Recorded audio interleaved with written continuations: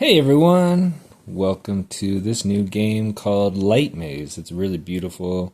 I don't really need to explain too much about it, so we're just gonna kind of chat while you watch the beautiful game. I'm here with my girl, Whiff Wolf, Hello. and we're just gonna kind of get to know each other a little bit more. I mean, we obviously know each other pretty well, but I guess Who are you again? I guess you guys can get to know her a little bit. And me. So, Raven Maven here. We have some questions that we can go through and just kind of get convos going as you watch the game. So, Kat, as a child, what was your favorite family activity? When I was a child, we used to go to Michigan for family reunions, and we would set up a croquet set and badminton. And that was, even though it was only for a couple weeks during the summer, that was one of my favorite childhood memories. We'd always try to make the croquet as difficult as possible. So there were some years I didn't even ever win a game because it was really tough. But at my grandparents who live in Michigan, they have this beautiful yard. But there's lots of like roots, tree roots, and just different things that we would do to make it, give it some extra difficulty level.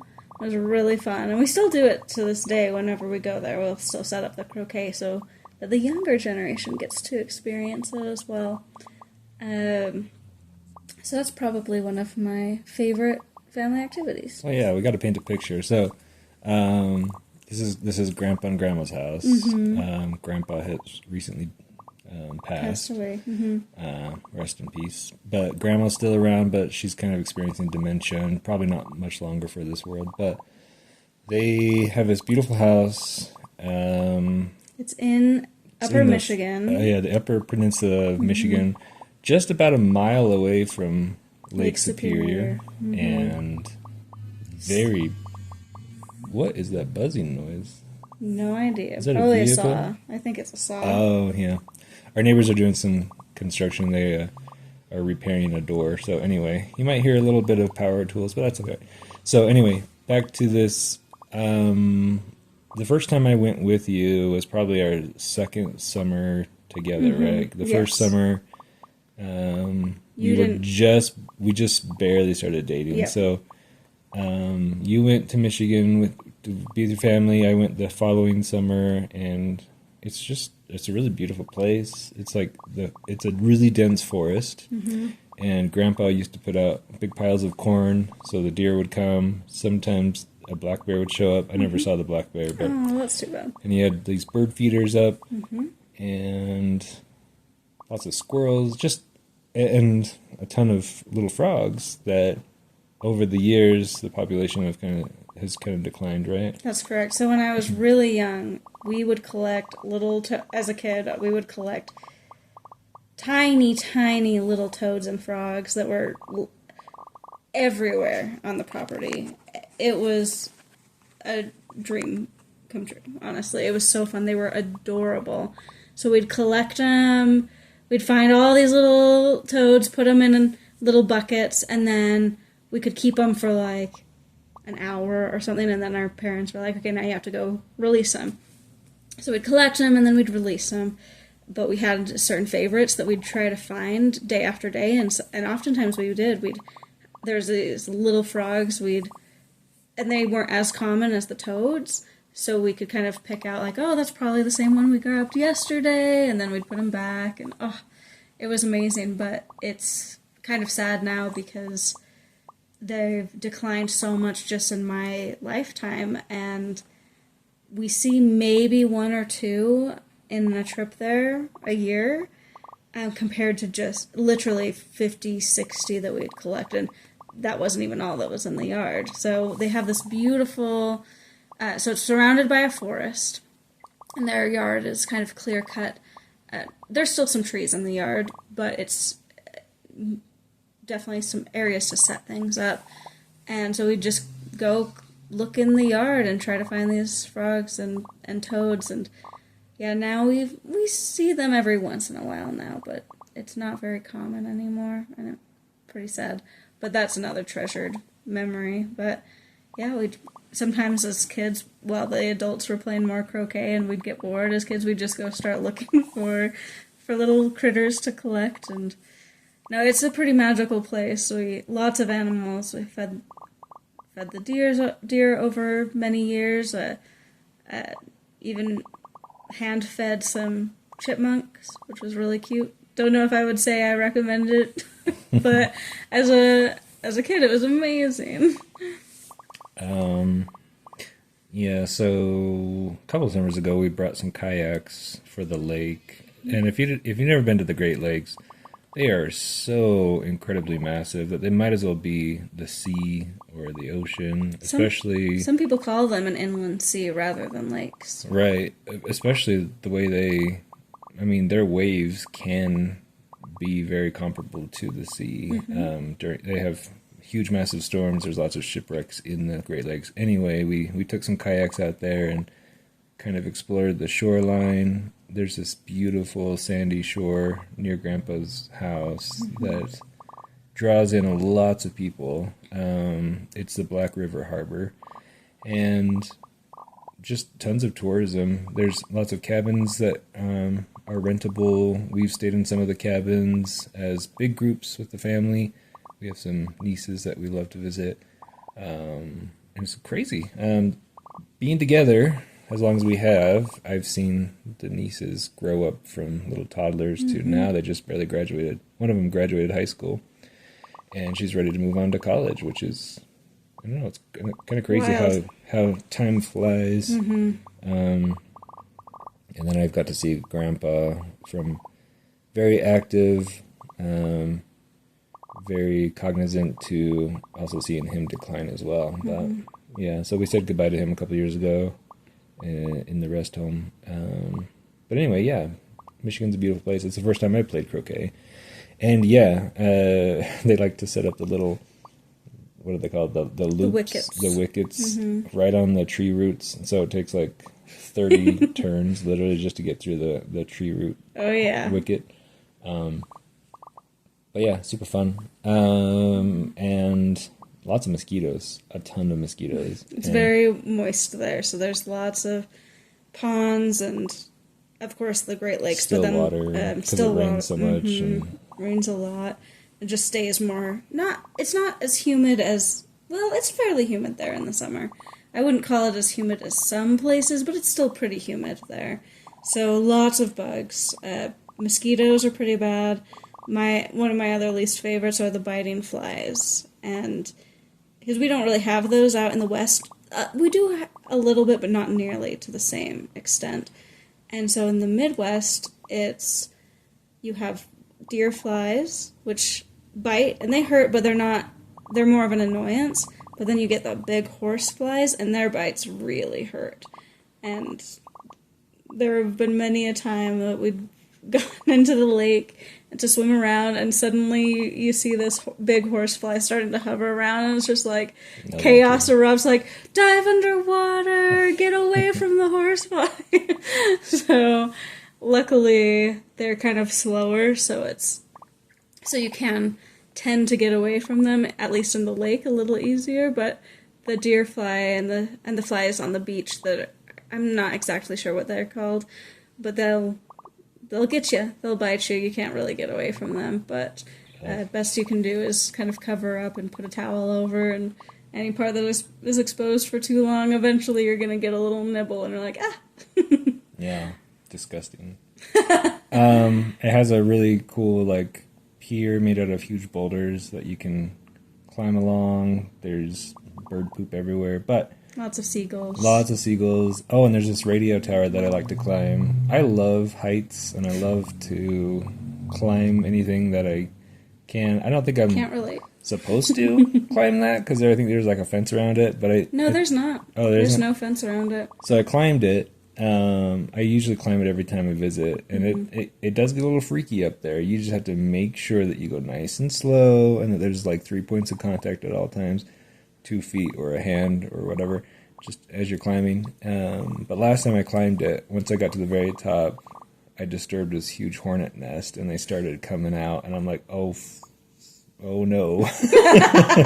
If I get stung and start swatting, I'm gonna fall down to my death. So I just nice and slowly descended back to the ground, and I did not get stung because they were pretty upset that I was up there shaking the tower. But anyway, I descended the radio tower back to the bottom without getting stung, which was good.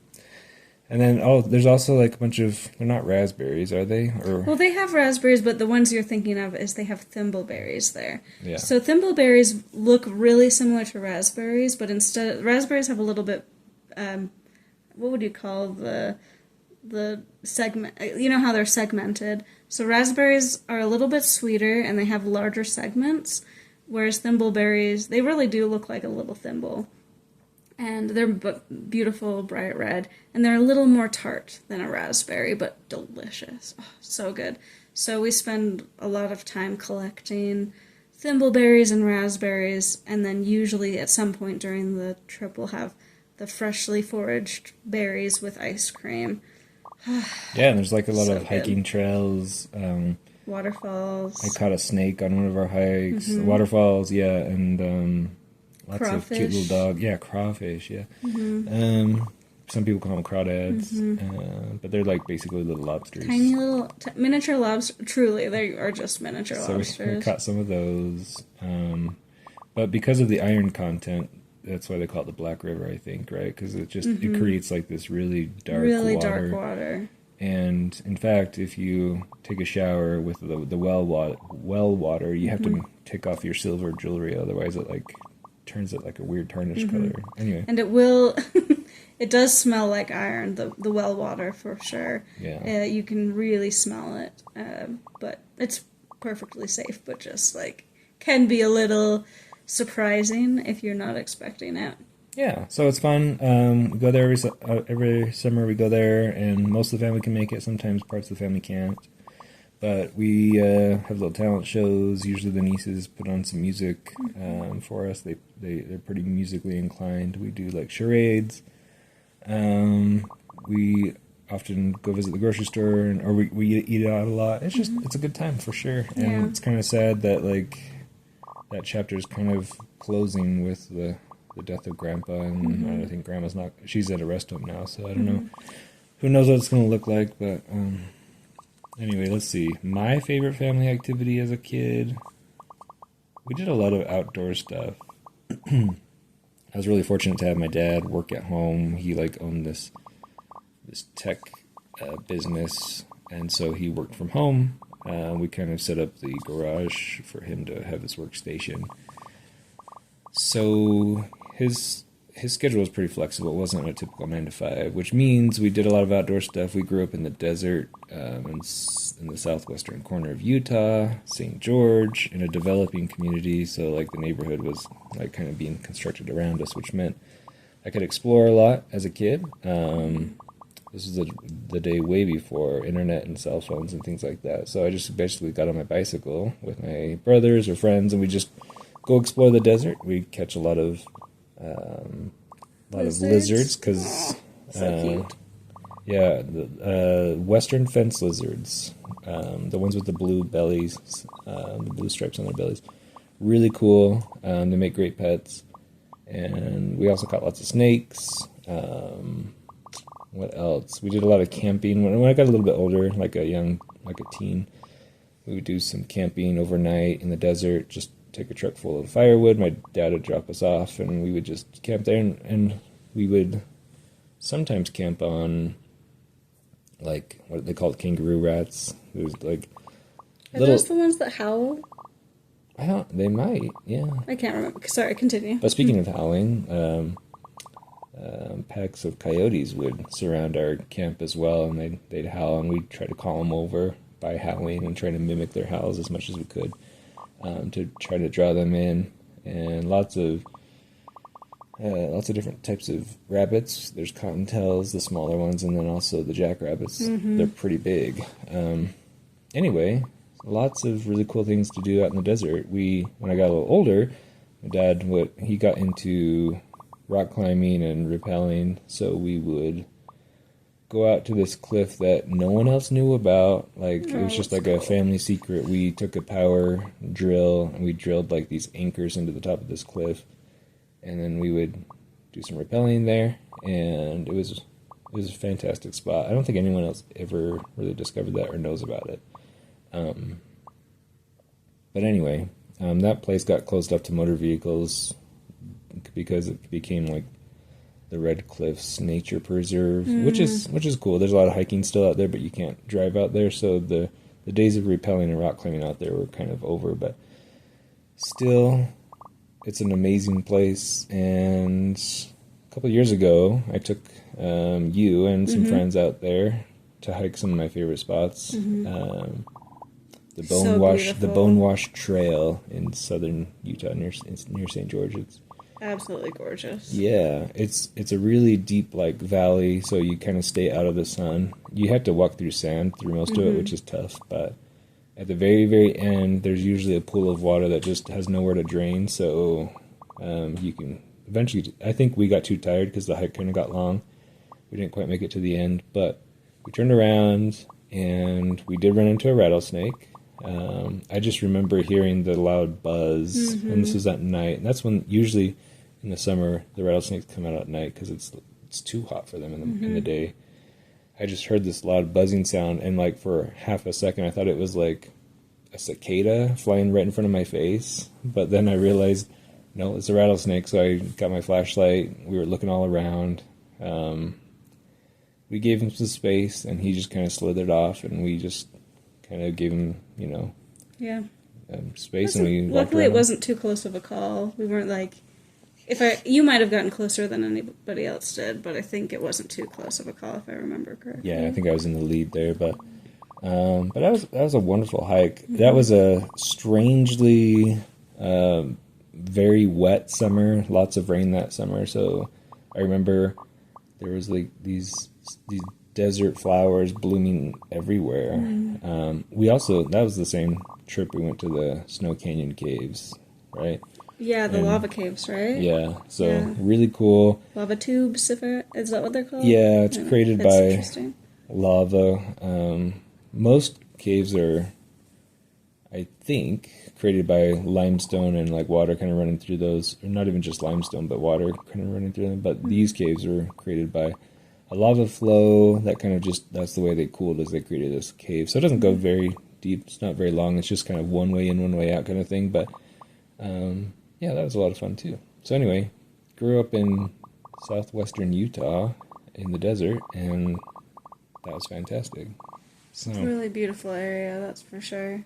That was such a fun hike, and yeah, I got to go to a couple different things that you grew up doing. There was also a beautiful mountain peak called Pine Mountain that we've hiked a couple of times that you used to hike as maybe not a kid, but definitely as a teen, if not maybe as a kid too. Yeah, as a kid as well. Okay, and that's really not it. Even though it's still in the desert, it's not the desert feel because it's so much higher in elevation. So it's more of a pine forest, not alpine, but aspens, kind of higher elevation area. Really green, really beautiful. Lots of gorgeous places down there, and lots of good memories that you've talked about from living down there. Yep, we got the reservoirs. Like there's Quail Lake Reservoir, which was the only one for a while, but then they made a new one because of just the huge population. Sand Hollow Reservoir. So there's two reservoirs down there, but there's also Gunlock, which is west of town. That's a beautiful reservoir as well. I love that one. But there's the Virgin River. We did a lot of canoeing and kayaking on the Virgin River during the wet seasons. It gets pretty shallow later on, but... Did you ever have any experiences with snapping turtles? Because there are snapping turtles down there, right? I've never seen a snapping turtle in the Virgin River, no. I know that there are some there, but I don't think it's nearly as common as places back in the Midwest and the East. There's not as many turtles in the West, but I know that they're down there, but I've never seen one either. I love the Virgin River because it brings all these cottonwoods to the edge, and to me, like that is paradise. Bunch of cottonwood trees on a grassy field right next to a river, and I don't know. So those are my favorite camping spots. There's so many camping spots down in like the southwestern Utah area, and obviously Utah has some of the most national parks. You got Zion. So I went there quite a bit with some friends. I did Angel's Landing a lot. That was a really fun hike. That's one of the ones you've probably seen on YouTube videos where you have to grab onto chains and you have sheer drops on either side. It never really freaked me out as a kid because once again I really like heights, but it sounds like No, that's not. Speaking of as a kid, I've been terrified of heights for as long as I can remember. It's definitely a visceral fear, so that's not in my future. But I like watching the YouTube videos of it, but it's never once tempted me to try it. Like, what's the one dome hike that has like a cable that goes up to it? Do you remember that one? Yes. Oh, it's in Yosemite. Yeah, It's something dome. Something dome. Anyway, That's good. I've seen videos of that. And I'm like, I need to do that. That's also not in my future. I would go to the part before the chains, and then I'd wait for you. I'd be like, Yeah, there is you have fun. I'll enjoy this to the part. Yep. I can't believe I can't remember the name. So yeah, even if you don't want to do the scary part of Angel's Landing, definitely go up to the point right before the chains because there's lots of switchbacks, and then there's like a resting area right before the chain area. So if you have a partner who likes to kind of risk their life a little bit like myself, and you want to just hang back, that's a good spot for you. But anyway, yeah, Zion's half dome. That's it. So I really want to do that. I also want to do more radio towers, but anyway, what were we talking about?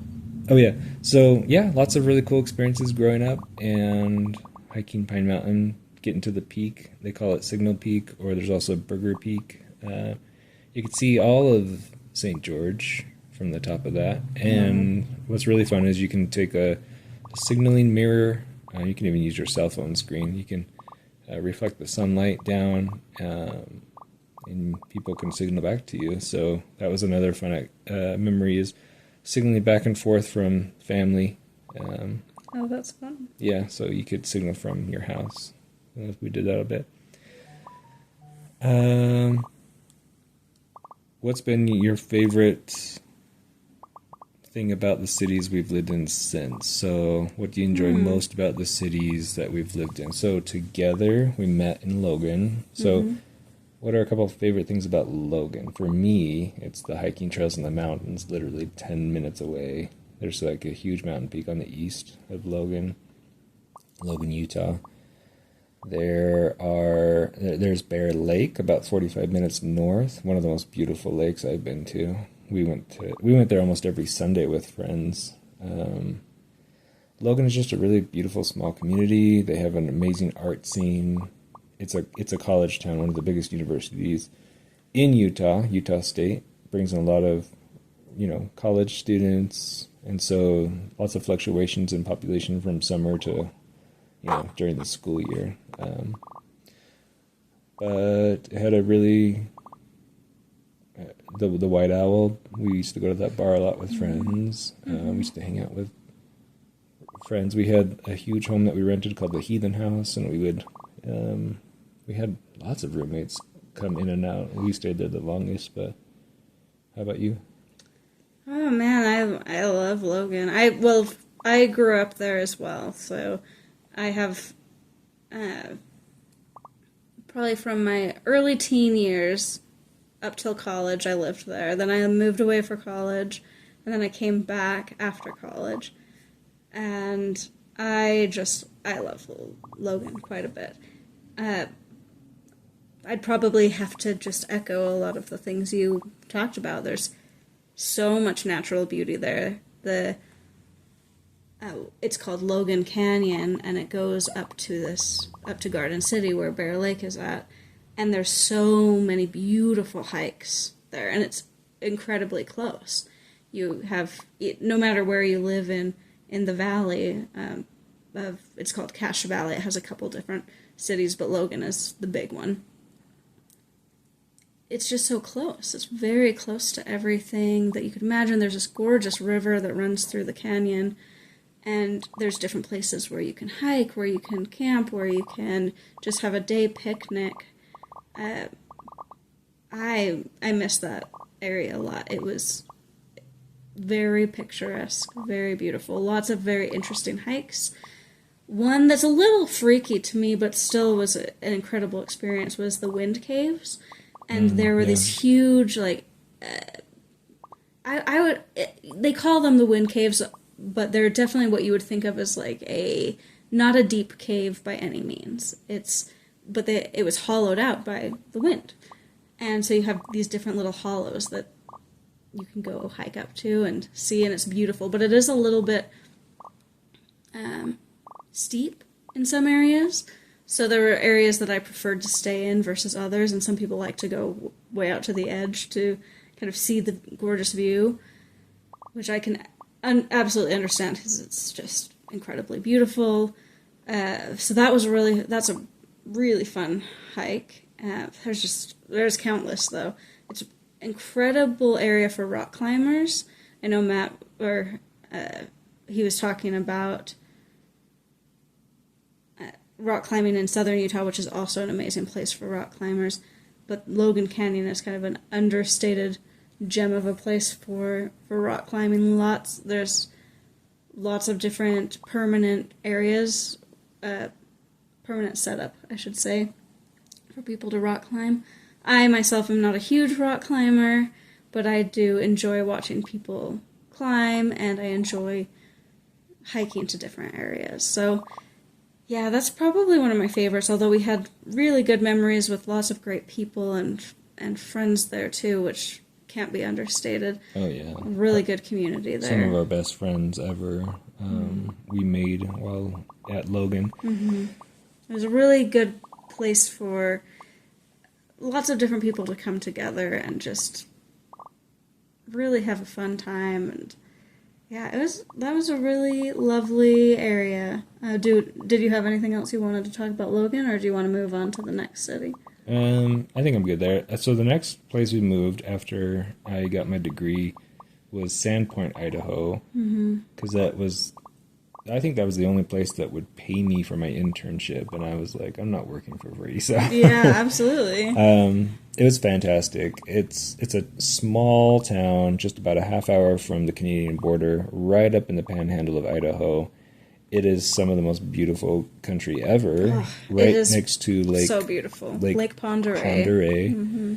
And coincidentally, the cousins and the nieces that we were talking about earlier, they live just about 45 minutes away in a town called Coeur d'Alene, right next to Lake Coeur d'Alene.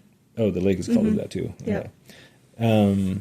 So it was fantastic being so close to some of our closest family members. It was amazing, and we made some really good friends there, Damien and Effie, and we've kept in touch since. We went over to their house almost, I don't know, once a week, and had a movie night and just had a meal together. And we've even done some traveling with them. We went on a cruise together in Alaska with them, and fantastic friendships that we built there. And we also had Game of Thrones nights with some other friends as well. Just a really fantastic place. We were about a 10-minute walk from Lake Pend Oreille, and so it's the largest lake in Idaho. The largest lake. And it is just beautiful. It's surrounded by mountains, piney mountains. They're tall, but they're not huge mountains. But it just makes this very picturesque, like, scenery where you have the lakeside, and then it butts up against beautiful tree-covered mountains. It is extremely gorgeous. Yeah. And again, lots of really cool hikes there. We didn't get to live there as long, so we didn't have the same depth of knowledge of the place as some other places we've lived, but wow, it was beautiful. There's a gorgeous ski area called Schweitzer, so in the summer we'd drive up the mountain to Schweitzer, and it was neither of us are big skiers in the winter. And again, we just didn't live there long enough to try it out in the winter. But in the summer, we'd go up there and we'd hike different areas, and it's just stunning. Can't say enough good things about it. Yeah. We lived there only for a year because it is a tourist town and a lot of very wealthy people live there. And then it's just that, or it's like service workers. Kat really couldn't find a job. And honestly, the pay wasn't great. I think Idaho was like 49th in pay for educators. I was working at a high school there. So we decided, you know what, let's go somewhere else.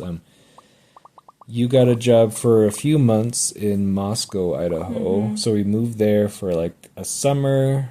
It was a really tough job for very little pay as well, and for you. And so we lived in a home with a few people right next to the Palouse, like rolling hills. So we'd listen to coyotes at night, and we'd go to like the Botanic Center there. Moscow is a really cool place, and I think if we stayed there longer, we would have absolutely loved it. It's just there wasn't very many job opportunities there. So we moved back to Salt Lake because I got a good job opportunity there at a charter school.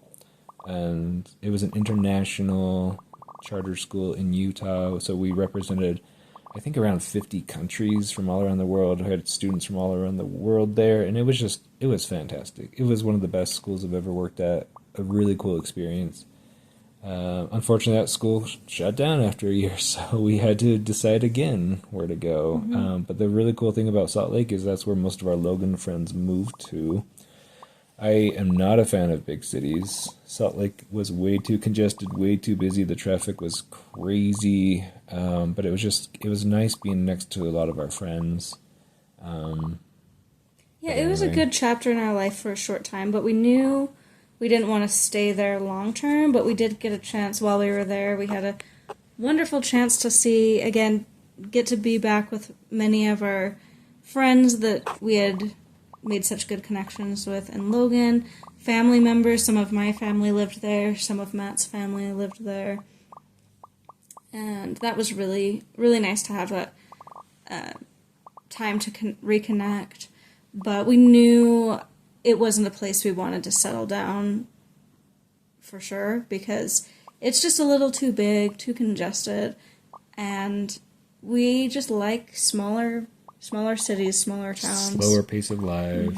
So when the school shut down, it kind of gave us an opportunity of like, all right, I know we've moved quite a bit in the last several years, but it's time to look again. And honestly, it was a good time in our lives to be moving around and making sure we're going to places that kind of fit our desires. So that's when we got the opportunity to move to Wyoming. Yeah, so I looked around. I did a lot of applying to lots of different schools. I got offers from, I think, 4 schools in Salt Lake, but I kept my options open because we kind of wanted to get out of there, like we mentioned. Wyoming paid really well at the time for educators, and Cheyenne was just big enough that, you have all your amenities. There's some good restaurants. You're just a couple hours away from Denver if you want to do bigger city stuff, but you're also small enough that it's not too crazy, the slower pace of life. So 60,000-ish, 65,000-ish was like the perfect size for us. So we decided to, let's go to a different state. So we went to Wyoming, and, there's some things we miss from all the places we've lived, but there's so many good things about being here too. We finally were able to be in a position to buy our first house. So that's where we currently are talking from right now, in our living room. So we spent the day, just today, out in the yard admiring all of the shrubs and plants that were growing. So one really cool thing is about our yard is we have officially turned it into like a wildlife preserve. Yeah, or what's it called? It's a nature preserve for our yard. It's a pretty big yard, and what we're doing is basically letting a lot of native plants grow by themselves. Obviously, the city wants us to, keep weeds down and stuff, so we take care of the weeds. But we've planted so many native shrubs and trees, and we have prairie grass growing everywhere. that it draws a lot of bees into our yard. We have bird baths. We put up a huge birdhouse hotel thing in our yard where we have starlings. Not starlings. Chickadees. Chickadees. We have chickadees that come in, and I have taken some of those houses. We have a hawk, a Swainson hawk, that just visited us today, and they eat a lot of grasshoppers and a lot of mice. We have a lot of field mice on our property, and we've never had a single mouse inside of our house, so they just are content to stay out there, which is nice. We have a huge wood pile because we also have a big backyard fire ring that we installed with my dad's help. He's so awesome. He came up here and helped me build a shed in our backyard to store like a lot of our kayaks and bicycles and outdoor equipment out there. And so, yeah, we love having this property. It is next to kind of a busy street, but with the windows closed right now, you can't hear it too much, but it's a little frustrating sometimes to be out there having a backyard fire, and then we have, motorcyclists who kind of treat that road as a drag race, and they rev up their engines kind of loud sometimes. But other than that, I also miss being so close to like a big mountain range. We have a hiking place nearby called Vitavu, and that is a nice hiking spot, but the elevation doesn't change drastically. I really miss kind of like climbing a mountain peak and reaching the top. So we have to drive a little bit further for that. We have a national forest nearby called Medicine Bow, and it is absolutely beautiful out there. We've camped out there a few times. We've gone down to Colorado near Estes Park, and we've camped there a few times. So we are definitely very close to lots of beautiful places. We just have to drive a few more hours than what we're used to with Logan or Idaho. Yeah, Idaho. So, I really like it here. But every now and then, the winters are really long. The winters are very, very long. And the growing season is very, very short because we are at a high elevation. We're almost 7,000 feet here in Cheyenne, so we get extremely high winds as well that just really make it difficult for plants to thrive. In fact, most trees in the city, like the west side of each tree is like dead because the wind just it just eats away at them. So. It's really not, there's not meant to be as many trees here as there are because, of course, people tend to like trees and they want their trees. Naturally it's a prairie. Yeah, right? Exactly. It's high plains. And so when you go outside the city limits, yes, you see trees, but they're they're only along really rivers or streams. Yeah, and then you have, junipers, which are kind of more deserty trees anyway, But yeah, it's funny. We went down to Boulder, Colorado last year for an event, and that's one of the things we noticed is like the trees down in just Boulder, Colorado, like an hour away, are so much more lush, healthier, bigger. They're twice as big, twice as bushy. But once we come back, everything is really, you can tell the trees are struggling. It's not natural for these types of trees to be in the city, but we make it work. Yeah, it is beautiful. I'm glad we have the trees, but they definitely have to do a little bit more work to survive. It's not like they're all sickly or unhealthy, but they're just not quite as lush as you would see down in Colorado because it's just a harsher place. Even though it's not that far away from the Colorado border, the elevation changes just enough, and the difference in wind is just enough that they do struggle a little bit more. Not to say they're all dead and dying, but it's a noticeable difference, that's for sure. Speaking of wind, we've been getting record wind storms. We've been getting record everything this year. Yeah, it's one of the driest winters we've ever had. The first snowstorm we had was just like 2 days ago in mid-May. Yeah.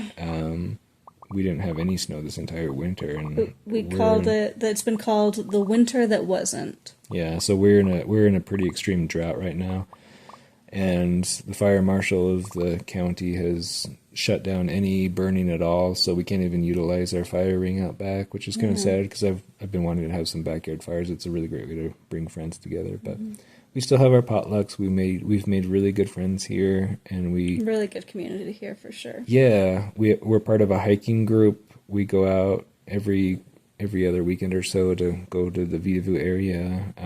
We want to plan some hiking trips down to Red Feather Lakes Ah, down in that's Colorado. gorgeous. One of the most beautiful places down there. There's also some amazing backpacking place. Where was that? With all the lakes just west of us. I think That it's was in Medicine Bow. Medicine Bow. Yeah, It was it Browns Peak or something like that? that sounds familiar. We hiked around a couple of different peaks, I think, in that trip, but there was one specific one that was the big one that it was kind of a loop Yeah, around the peak. We didn't hike up it, but we just went around it, and it was very beautiful. yeah, absolutely. But yeah, I've been pretty happy being here. We've made lots of good friends. Every now and then, traveling is very important to us. So I think that helps us kind of get away from Cheyenne for a while. We are planning a Scotland trip, and that's in a couple of summers, so that's going to be super exciting. And we're going to Washington, D.C. here in a couple of weeks. We've never been there. It's not my first choice of places to go, But but it's an opportunity that came about, and we're like, well, might as well take it and Yep. see how it goes. And it may be a one and done. We never go back again, but at least it's a new experience. yeah, we're going to hit up a bunch of the museums, Smithsonian, a bunch of historic sites and stuff. But yeah, it's going to be fantastic. We try to go to a new place every summer. We've been to Iceland a couple summers ago. We went to Alaska on that cruise. We went to Costa Rica last summer, which was amazing. I love that so much.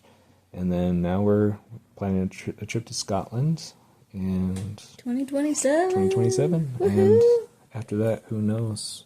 But Thanks for joining us, everyone. This was a fun yeah, time to discuss, and yeah, I hope you enjoyed learning a little bit about us. hope you enjoyed the beautiful game. I think the graphical effects of this game are just so beautiful, the lighting effects. And I'm glad that you guys joined us for kind of a chance to reminisce about all the places we've visited. But yeah, feel free to keep checking out the videos on this channel. I'm going to try to post a gameplay and maybe more questions like this in the future. So if you want to get to know us a little bit, it's fun having us spend time talking about all that. So hopefully you had a fun time listening. Until next time, take care of yourselves and your loved ones. Goodbye. Bye.